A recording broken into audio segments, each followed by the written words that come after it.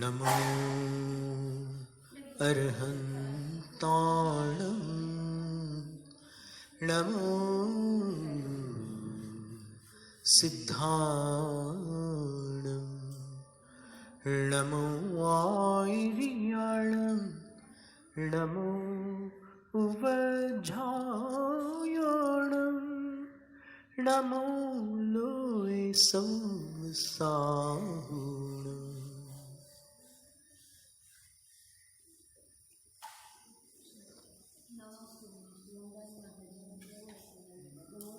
नमस्ते नमस्ते वंदना माता जी, वंदना माता जी, वंदना माता जी। प्रतीक्षा प्रतीक्षा।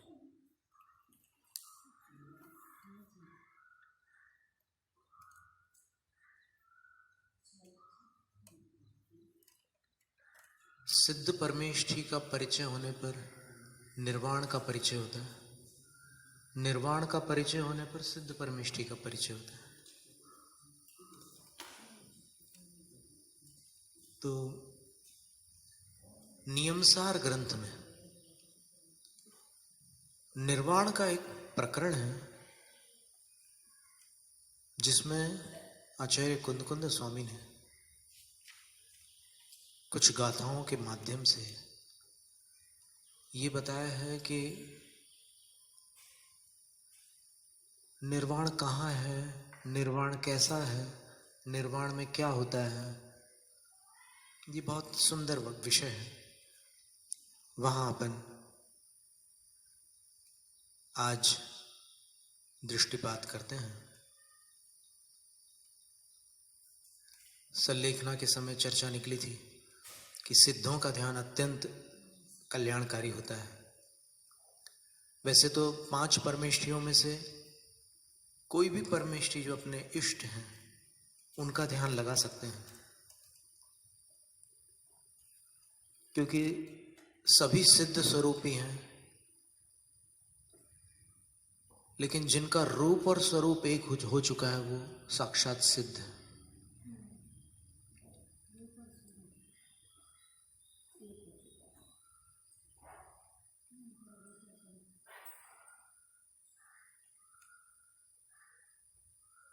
बहुत सुंदर बात थी।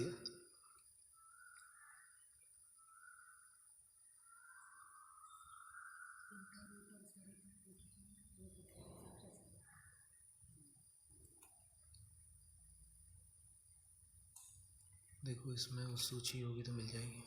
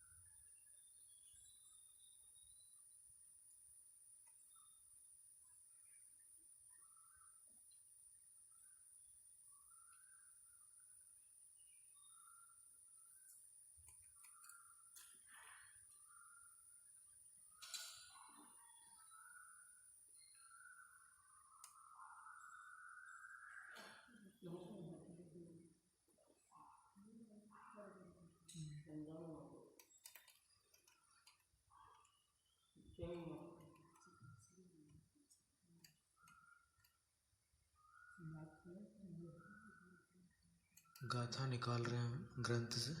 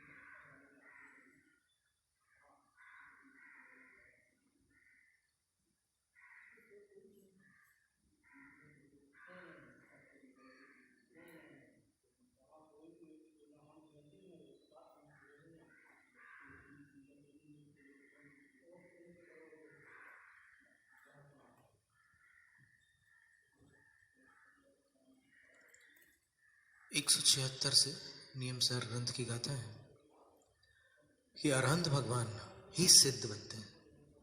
कैसे बनते हैं? आओ सखैण पुणु निन्नासो हुई शेष पयडीनम पच्छा पावई सिद्धम लोयकम समय में तेण।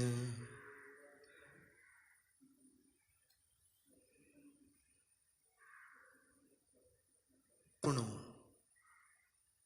फिर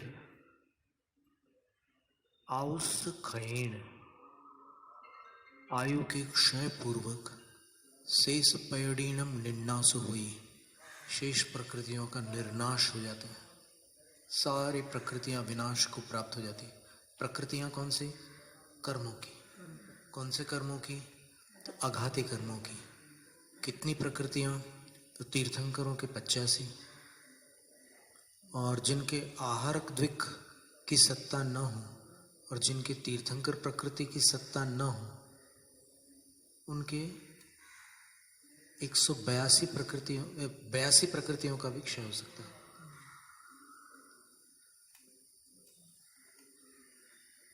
और जब सब प्रकृतियों का क्षय हो जाता है तो समय में तीर्ण शीघ्रम तत्काल एक समय मात्र की अवधि पूर्वक लोयगम पावई लोक के अग्रभाग को प्राप्त हो जाता है।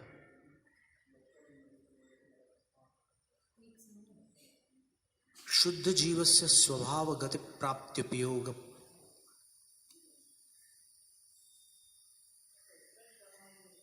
शुद्ध जीवस्य स्वभाव गति प्राप्त्युपायोपन्यासोयम। जो शुद्ध जीव है उनको स्वभाव से गति की प्राप्ति होती है, स्वाभाविक गति की, पंचम गति की प्राप्ति होती है। उसकी प्रक्रिया का यह कथन है, उसकी प्रक्रिया को यहाँ उपस्थित किया गया।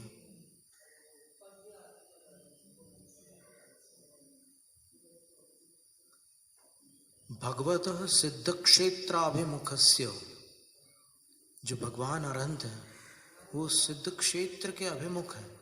यहाँ पर सिद्ध क्षेत्र जहाँ से उनको निर्वाण प्राप्त हो रहा है वो अपनी अपेक्षा होता है, लेकिन सिद्धों का जो क्षेत्र है सिद्धालय वो अरहंत की अपेक्षा से है। यहाँ से सिद्ध होकर के जहाँ सिद्धत्व की प्राप्ति हुई वो तो सिद्ध क्षेत्र है ही, क्योंकि वो मनुष्य लोक में है। तो मनुष्य लोक से बाहर कहीं सिद्धि नहीं होती है। लेकिन उसके बाद अनंत काल तक जहाँ सिद्ध निवास करते हैं उसको भी सिद्ध क्षेत्र कहते हैं, वो सिद्धालय कहलाता है। ध्यान ध्येय ध्यात्री तत्फल प्राप्ति प्रयोजन विकल्प शून्येन। कब सिद्धि होती है? जब ध्यान ध्येय ध्याता और ध्यान का फल इनकी प्राप्ति के प्रयोजन के विकल्प से शून्य अवस्था आ जाती है। स्वरूपा विचल स्वस्वरूपा विचल स्थिति रूपेण, अपने स्वरूप में एक अविचल स्थिरता आ जाती है। उस परम शुक्ल ध्यानीन, परम शुक्ल ध्यान के द्वारा या उस परम शुक्ल ध्यान पूर्वक आयु कर्म क्षय जाते। आयु कर्म का क्षय हो जाने पर वेदनीय नाम गोत्राभिधान शेष प्रकृति नाम निर्नाशो भवति। वेदनीय नाम और गोत्र नामक शेष प्रकृतियों का निर्नाश हो जाता है, निशेष रूप से नाश हो जाता है, कोई भी शेष नहीं रह जाती।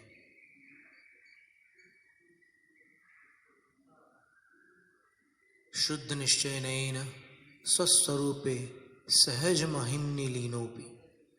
शुद्ध निश्चय से क्या है? स्वस्वरूप में जो सहज महिमावंत है, ऐसे शुद्ध स्वस्वरूप में वो लीन हो गए हमेशा के लिए।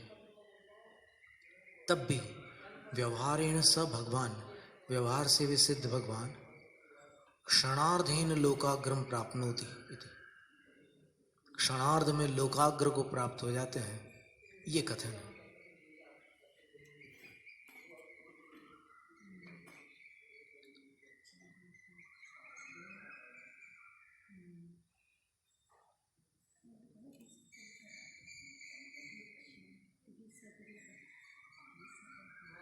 कैसी अवस्था होती है उसका वर्णन अपन सुन रहे हैं यहाँ पर। वो एक ऐसी अवस्था है जिसको किसी संसारी ने नहीं छुआ है। जो आज तक संसारी हैं उनमें से एक ने भी नहीं छुआ है उस अवस्था। ऐसी अवस्था है। जाई जर मरण रहियम परमम कम मठ वज्जियम शुद्धम नाणाय चौ सहावम अक्षय विनाशमच्छेयम। जन्म जरा मरण से रहित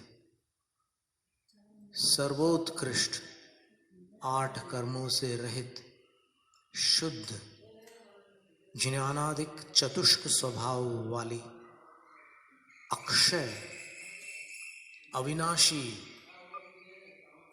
और अच्छेद्य छेदन भेदन से रहित वह सिद्धावस्था होती है।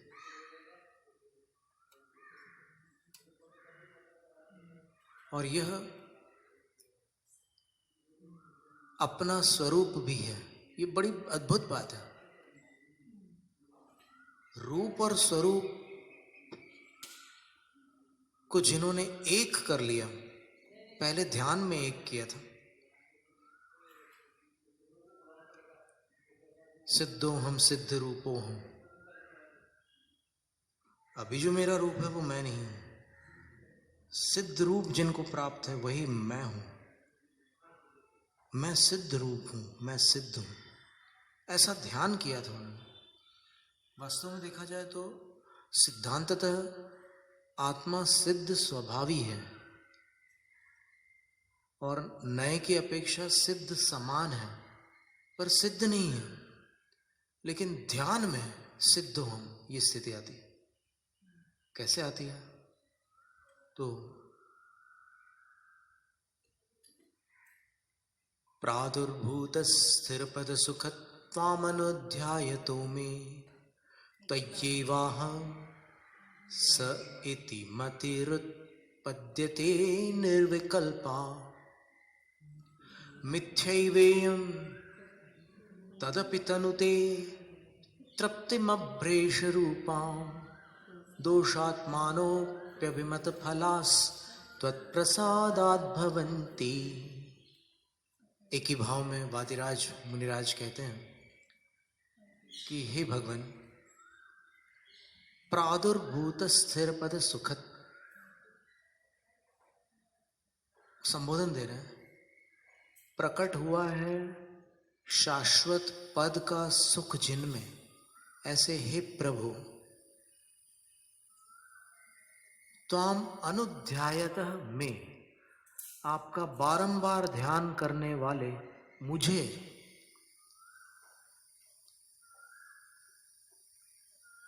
त्वयि आपके प्रति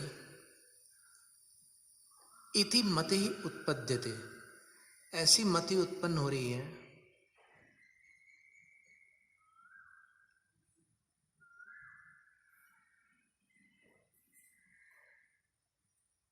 स अहम, सोहम वाली मति उत्पन्न हो रही है। बार बार ध्यान करने से सोहम वाली मति उत्पन्न होती है। सो अंदर सांस लिए, हम बाहर छोड़े। बार बार मैं सिद्ध का ध्यान करता हूं तो मुझ में ऐसी मति उत्पन्न होती है कि वो मैं हूं, वो मैं हूं। निर्विकल्पा, उसमें फिर विकल्प नहीं रह जाता। विकल्प का अर्थ है भेद। मुझ में और उनमें अंतर नहीं रह जाता, दोनों अभिन्न हो जाते हैं ध्यान करते करते। लेकिन प्रभु मैं जानता हूं कि इयम मति ही मिथ्या एव, ये जो मेरी धारणा है, ये जो मेरी बुद्धि है, ये जो मेरी मति है, वो असत्य ही है।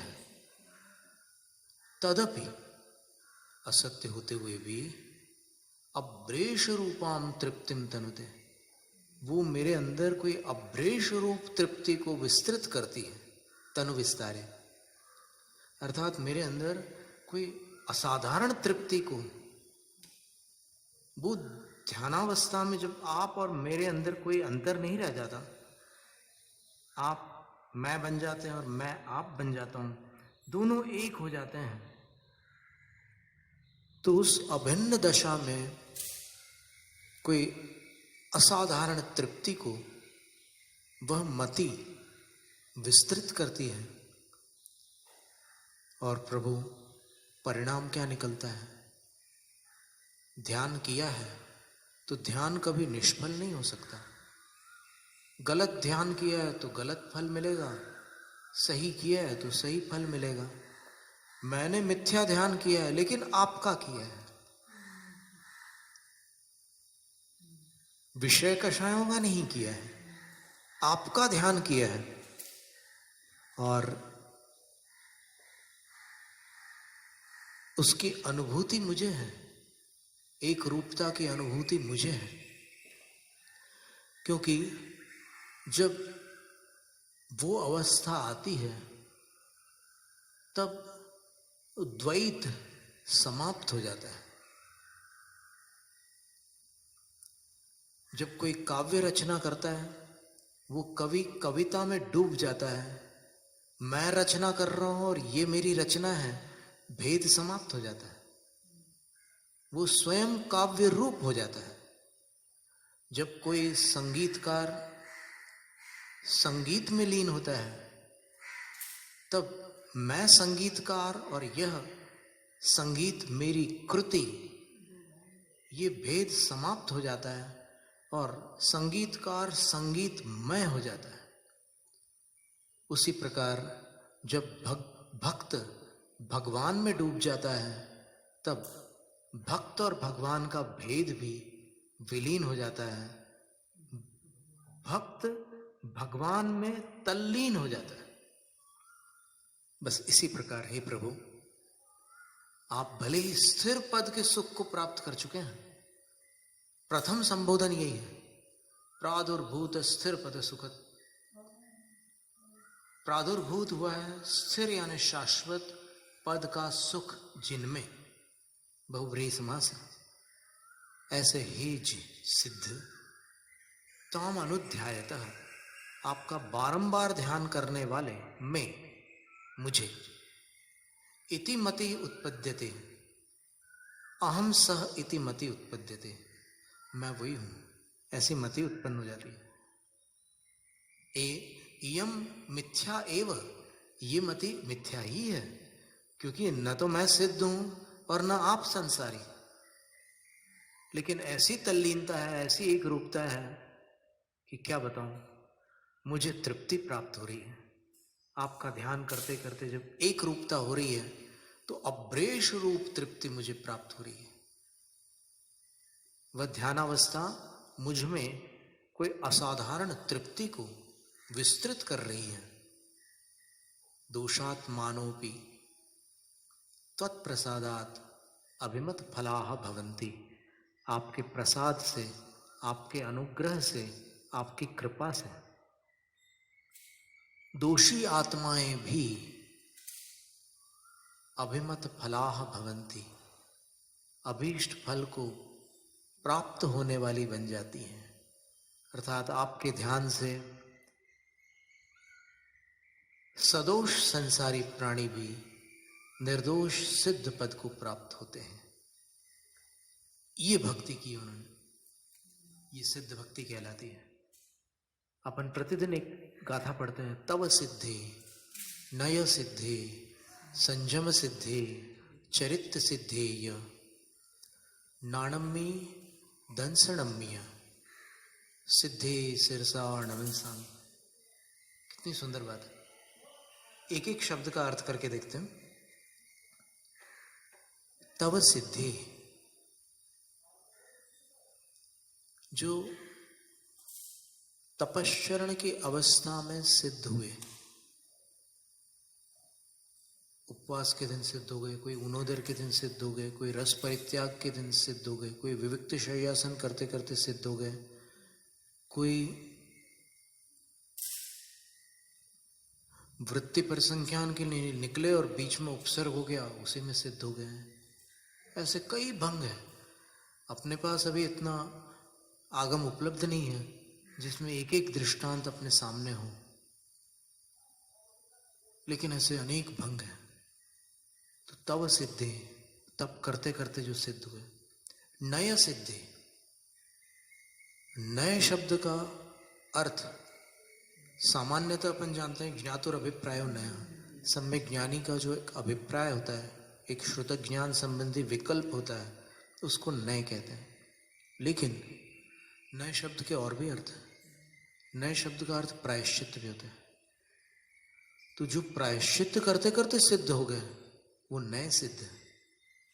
या फिर इसमें ऐसा नहीं हो सकता जो कहीं पर ले जाए गए, फेंक दिया और उनको वहीं पे नई धातु से नए थी, णींग प्रापणे होता है। लेकिन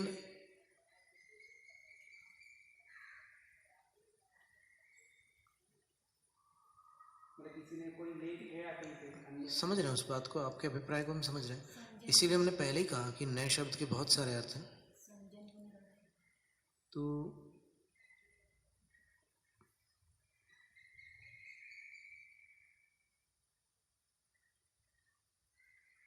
संहरण शब्द का प्रयोग किया आचार्यों ने, उसको संहरण सिद्ध शब्द का प्रयोग किया।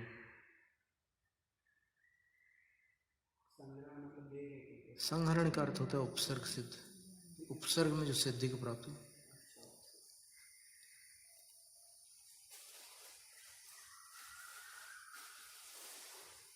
पर नए शब्द का जो अर्थ अभी हम बताने का प्रयत्न कर रहे हैं वो इसलिए गरिष्ठ, भारी है, गरिमापूर्ण है, क्योंकि त्रुटि करके शुद्धिकरण पूर्वक वो सिद्ध हो रहे हैं, बड़ी बात है।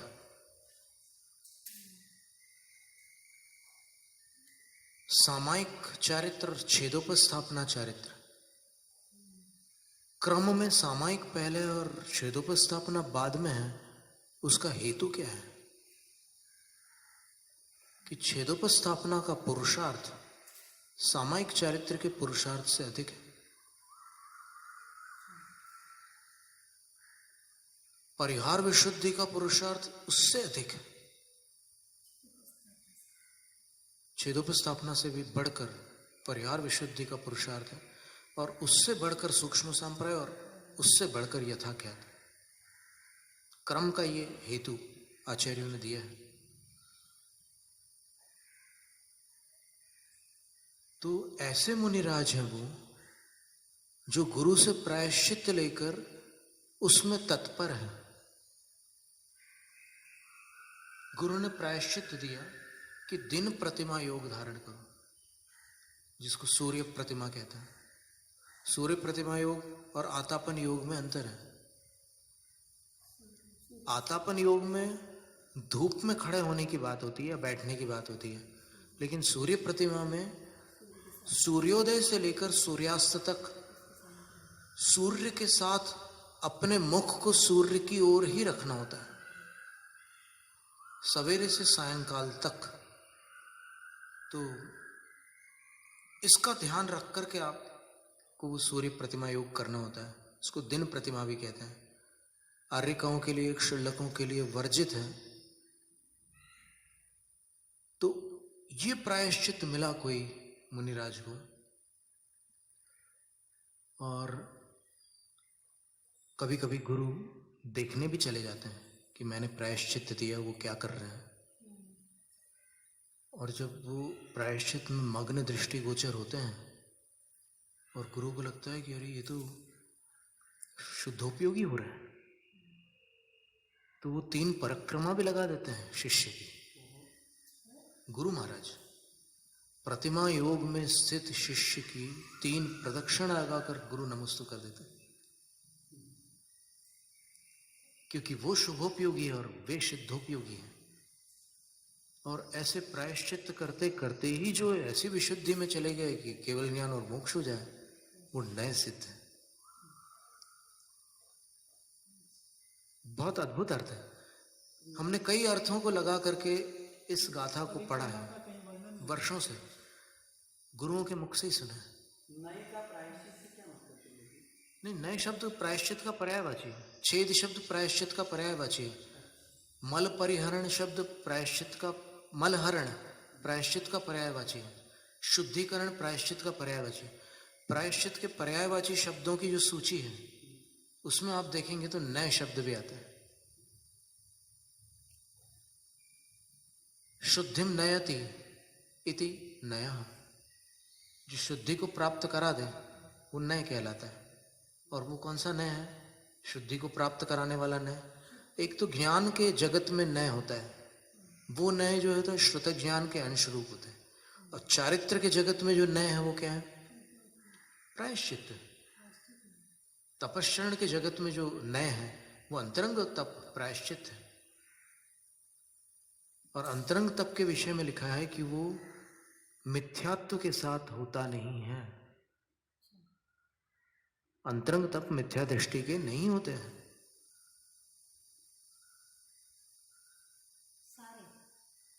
कोई भी अंतरंग तप मिथ्या दृष्टि के नहीं हो सकता।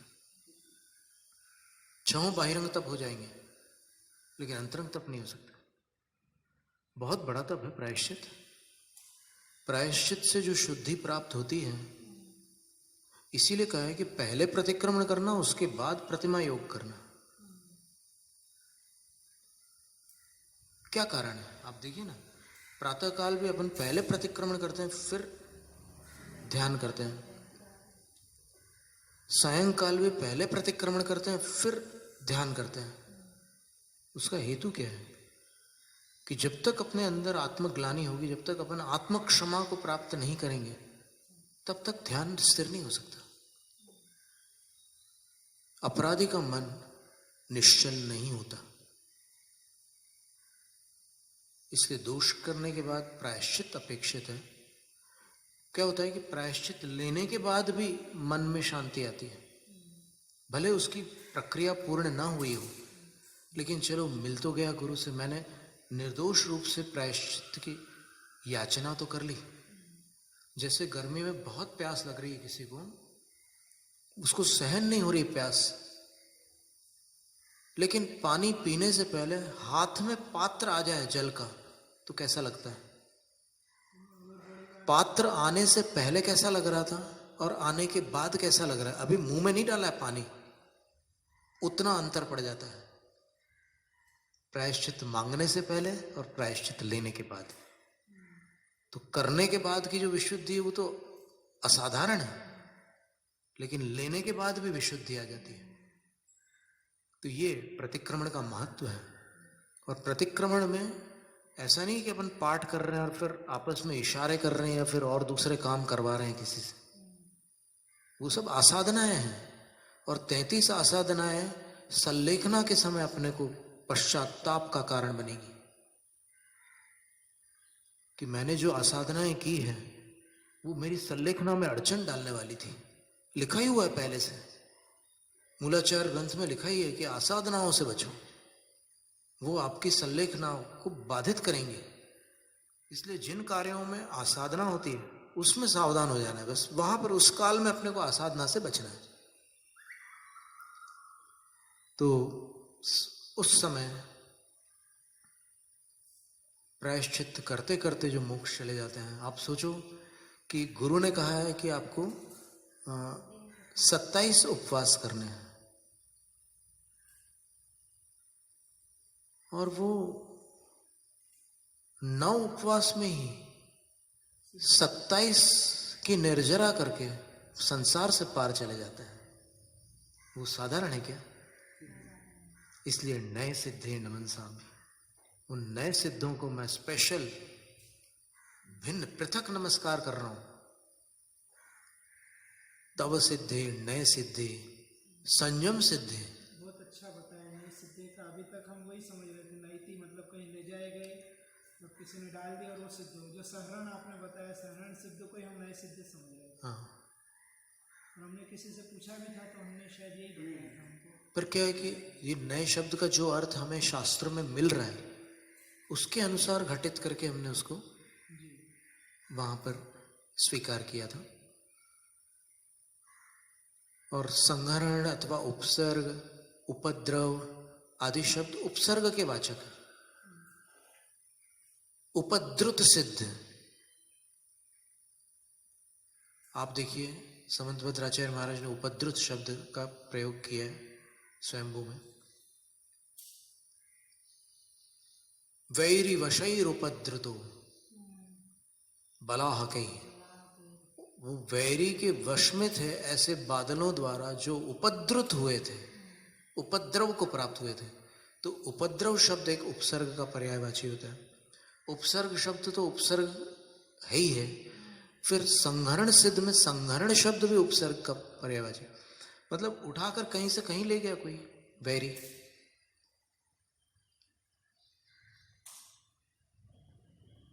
संहरणतः सिद्धा स्तोका, अल्पभौत में लिखी ना पंक्ति सर्वार्थ सिद्धि में, कि अन्य सिद्धों की अपेक्षा से जो संहरण पूर्वक सिद्धि को प्राप्त हुए हैं वो स्तोका थोड़े हैं, कम है। उपसर्ग वाले सिद्ध कम है। तो नए सिद्धे में प्रायश्चित्त वाले सिद्धों की बात चल रही है।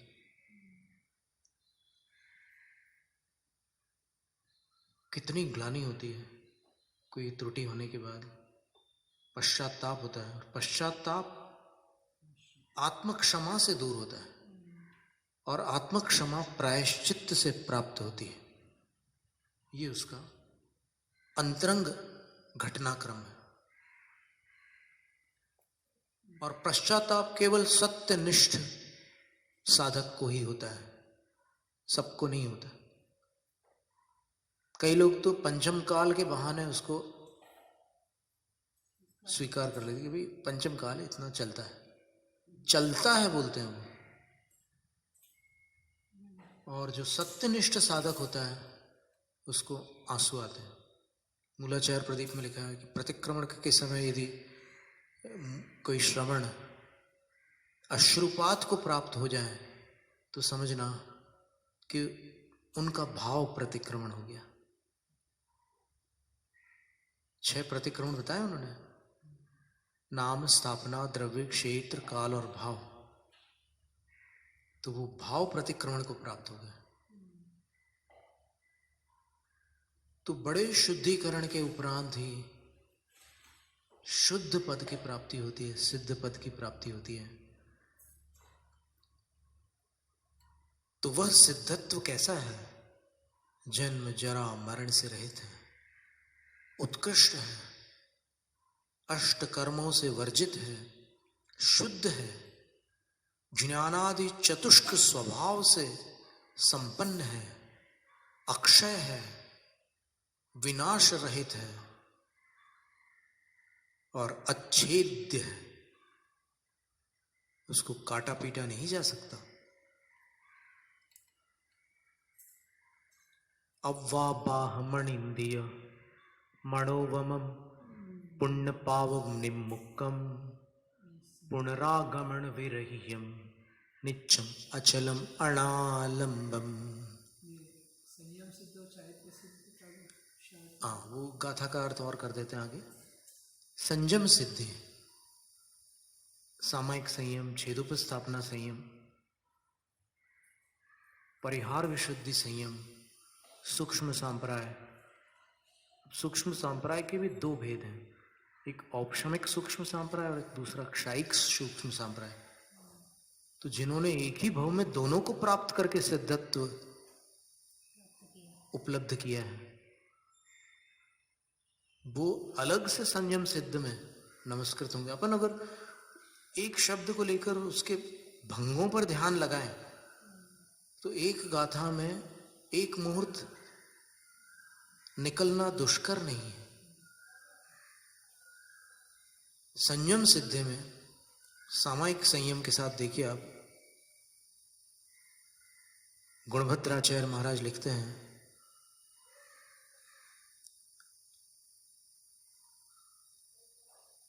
चतुः संज्ञान नेत्रस्य निसर्ग बलशालिनः तस्याद्यमेव चारित्रम द्वितीयं तु प्रमादिनाम। तीर्थंकरों के लिए लिखा उन्होंने कि तीर्थंकर को छेदोपस्थापना संयम नहीं होता।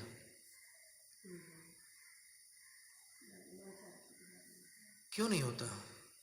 तो बोले निसर्ग बलशालिनः, स्वभाव से ही वो बल संपन्न है। बल से शाली अर्थात शोभित है।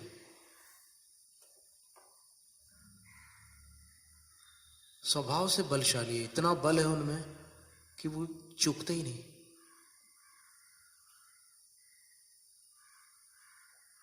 और कैसे हैं? चतुसंज्ञान नेत्रस्य, 4 सम्यक ज्ञान रूपी नेत्र हैं जिनके पास, ऐसे हैं। मति, श्रुत, सर्वावधि और विपुलमति मनः परिज्ञान रूपी नेत्रों के धारी हैं। तस्य, उन तीर्थंकर के पास, आद्यमेव चारित्रम, एक समता ही चारित्र होता है, सामायिक चारित्र ही होता है। द्वितीयं तु प्रमादिना, दूसरा चारित्र जो होता है छेदोपस्थापना, वो प्रमादी जीवों के होता है। प्रमादी का अर्थ यहाँ पर जो व्यक्त प्रमाद रूप प्रमादी हैं, जिनसे मूल गुणों में त्रुटि हो जाती है, ऐसे प्रमादी हैं, उनके पास छेदोपस्थापना चारित्र होता है। क्योंकि छेदोपस्थापना की व्युत्पत्ति बताई है, छेदे सत्योपस्थापनम छेदोपस्थापनम।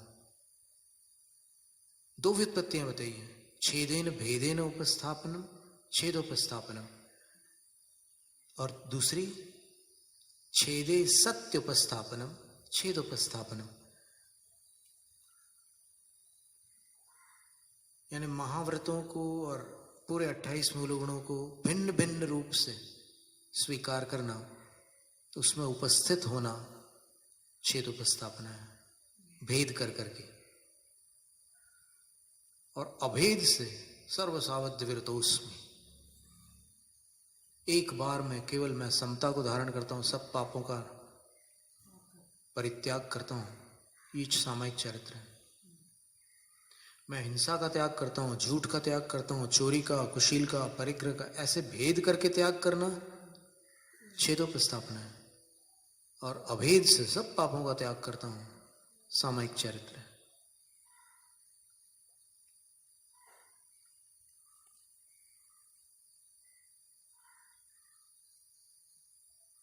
और छेदोपस्थापना का दूसरा रूप ये था, छेदे सति उपस्थापना।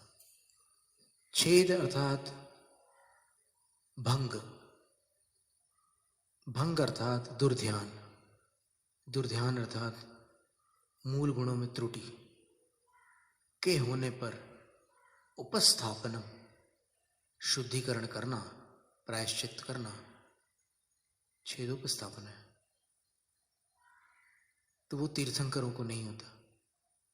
और केवल तीर्थंकरों को ही नहीं, किंतु कुशील, कषाय कुशील निर्ग्रंथयो हो,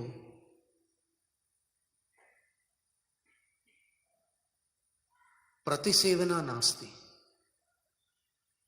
कषाय कुशील और निर्ग्रंथ मुनियों को प्रतिसेवना अर्थात कोई अतिचार नहीं होता, कोई अतिक्रम व्यतिक्रम आदि नहीं होते, कोई दोष नहीं लगता।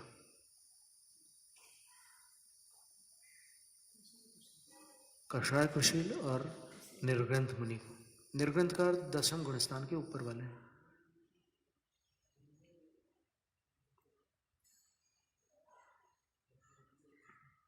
तो बड़ी बात है कषाय कुशील मुनि।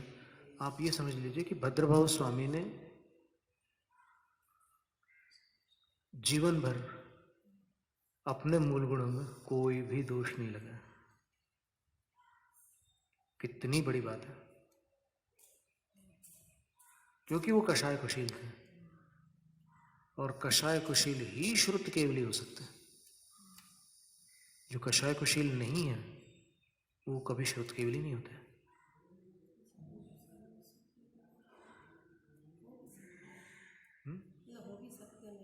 ऐसा नहीं है। अच्छा नहीं, कषाय कुशील में फिर जगन्य श्रुत और उत्कृष्ट श्रुत में विभाग है।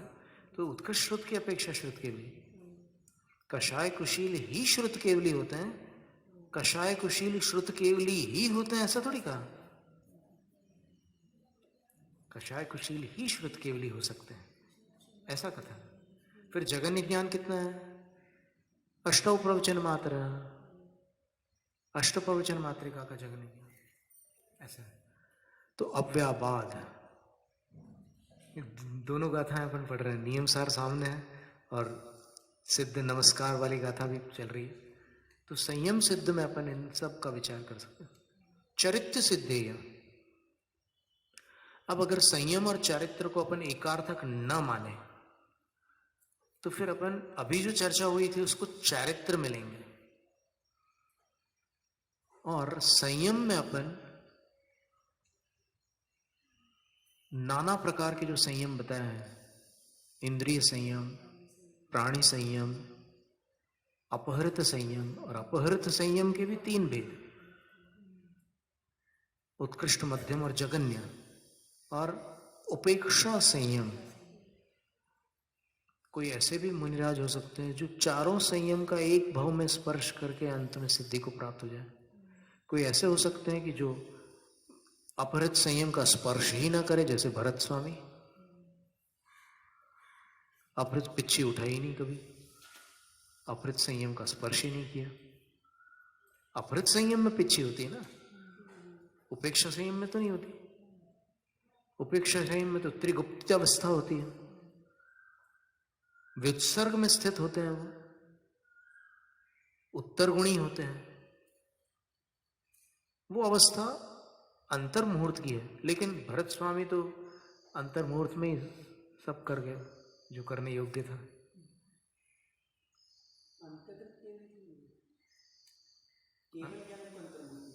केवल ज्ञान अंतर मुहूर्त में हुआ, उसके बाद फिर उन्होंने धर्म प्रभावना की। 1 लाख पूर्व काल उनका विहार काल, आयु 84 लाख पूर्व थी, और 83 लाख पूर्व की आयु में उनको वैराग्य हुआ था। कालावधि आयु की अपेक्षा वही मानेंगे, पर पिता को 1000 साल लगे, तो छद्मस्त अवस्था के 1000 साल पिता के जीवन में अधिक हो गए, इनके जीवन में 1000 वर्ष अल्प थे। कारण तो मूलाचार प्रदीप में लिखा है कि भरत स्वामी व्रती थे, आदि पुराण में लिखा है, महापुराण में लिखा है, और इसमें मूलाचार प्रदीप में लिखा है सायंकाल राजकाज से निवृत्त होकर सामायिक करते थे, और ऐसे सामायिक करते थे कि जिसमें अगर बिजली भी गिर जाए तो वो विचलित ना हो। तो सामायिक कर करके उन्होंने अपने कर्मों को ढीला कर दिया था, इतना ढीला कर दिया था कि बस निर्ग्रंथ पद की एक ठोकर आवश्यक थी झड़ने के लिए, और जैसे ही निर्ग्रंथ पद अंगीकार किया तो उस ठोकर से वो कर्म झड़ गए, केवल ज्ञान प्राप्त हो गया। तो सामायिक की महिमा बताते हुए आचार्य कहते हैं कि गृहस्थ भी सामायिक करके अपने कर्मों को ढीला कर देता है। आचार्य में मूल गुण में रखा है सामायिक और प्रतिक्रमण को, तो इनके लिए शिक्षाव्रत और प्रतिमा में रखा है, श्रावकों के लिए सामायिक को। साधु की अपेक्षा में, और साधु की अपेक्षा तो सामायिक आवश्यक में रखा है, और प्रतिमा योग में तो फिर 3 गुप्तियों के साथ वो सामायिक आवश्यक होता है। तो अपन ये नहीं कह रहे हैं कि प्रतिमा योग सामायिक नहीं है, पर प्रतिमा योग के अतिरिक्त सामायिक नहीं है इसका निषेध कर रहे हैं। साधु के प्रतिमा योग के समय भी सामायिक रहती है, प्रतिमा योग से भिन्न काल में भी सामायिक रहती है, ये कथन था। संयम सिद्धे चरित्र सिद्धे नाणम्य दंसनम्य, मैं अपने ज्ञान में, ये जितने भेद हैं वो मेरे ज्ञान में है, आगम से मैंने उस ज्ञान को प्राप्त किया, और दंसनम्य मेरे दर्शन में भी है। अथवा सिद्ध का विशेषण अगर बना दें नाणम्य तो नहीं बन पाएगा, क्योंकि ये सप्तमी है। नाणम्मी और दंसनम्मी जो है सप्तमी है, और सिद्धे जो है वो द्वितीया का बहुवचन है। उसकी संस्कृत छाया बनेगी सिद्धान। नमनसामि नमस्करोमि, नमस्यामि, नमस्करोमि नहीं, नमस्यामि। तो मेरे ज्ञान और दर्शन में विराजमान जो सिद्ध हैं उनको मैं नमस्कार करता हूं। क्या अद्भुत गाथा है। इस एक गाथा में अपन सिद्ध नमस्कार करके कितने कर्मों की निर्जरा कर सकते हैं, बशर्ते वो नमस्कार नमस्कार हो। वो नमस्कार उस श्रेणी का नमस्कार हो। असंख्यात गुण श्रेणी कर्म निर्जरा सुनिश्चित है, क्योंकि अनंत गुणी विशुद्धि आए बिना रह नहीं सकती। अपने लक्ष्य का स्मरण करने वाले को अनंत गुणी विशुद्धि ना आए, कैसे संभव है। नमो सिद्धाणम जैनम जयतु शासनम।